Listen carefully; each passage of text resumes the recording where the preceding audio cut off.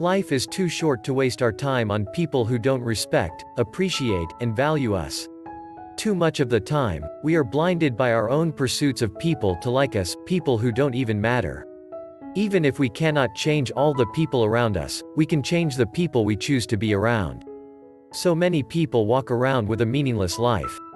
We cannot control the behavior of others, but we can always choose how we respond to it. Before we can change others, we need to change ourselves first.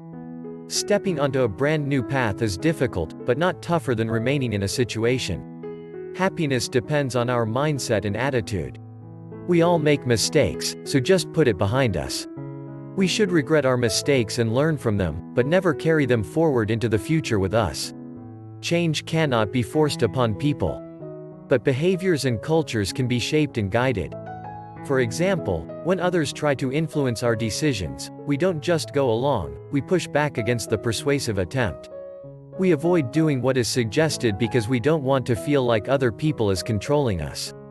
Now, if telling people to do doesn't work, what does? Rather than trying to persuade people to change, getting them to persuade themselves is often more effective. Or, better yet, be the change that you want. You can model the behavior for others to follow. People strive for internal consistency. They want their attitudes and actions to be aligned. Highlighting misalignment encourages them to resolve the gap. By doing this, you can increase people's sense of freedom and control by pointing out a disconnection between their thoughts and actions, or between what they might recommend for others versus themselves. By encouraging people to articulate their opinion, they've had to put a stake in the ground to admit that those things aren't good for them. And once they've done that, it becomes more difficult to keep justifying the bad behaviors. Rather than counter-arguing about all the reasons they disagree, they're sorting through their answer and their feelings on the matter. Try to have an effective listening skills. It encourages people to commit to the conclusion, because while people might not want to follow someone else's lead, they're more than happy to follow their own. It is undeniable, however, that some individuals do change, and the change that takes place in them shows that it is not at all an impossible.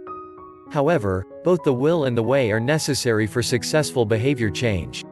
But even in that case, it can be useful to acknowledge the distinction between the two and address them separately. When we encourage people to change, we need to be the change that we seek. If not, we will end up frustrated and disgusted for not able to make a difference out of other people's behavior.